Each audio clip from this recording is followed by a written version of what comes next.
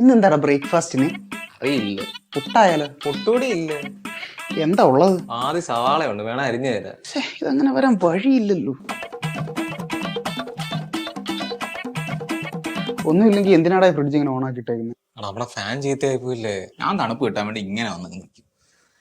എന്ത് സുഖാന്നറിയോ മുട്ട.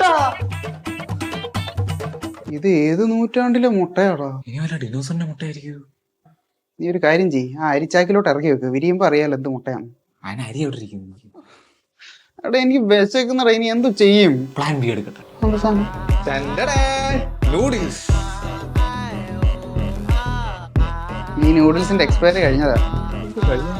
ഇത് അടുക്കളയാണോ അതോ മ്യൂസിയം ആണോ? എല്ലാം പഴയ സാധനങ്ങളാണല്ലോ. ഇനി ഒരു വഴിയേ ഉള്ളൂ, പ്ലാൻ സി. പ്ലാൻ സി ഉണ്ടോ?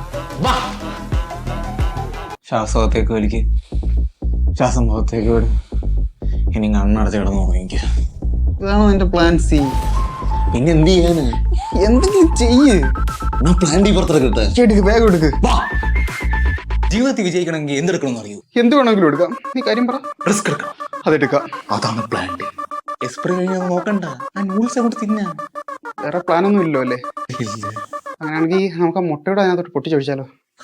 പട്ടിണി കിടന്ന് ആവുന്നതിലും നല്ലതാണല്ലോ എന്തെങ്കിലും കഴിച്ചിട്ടേ ആവുന്നത്.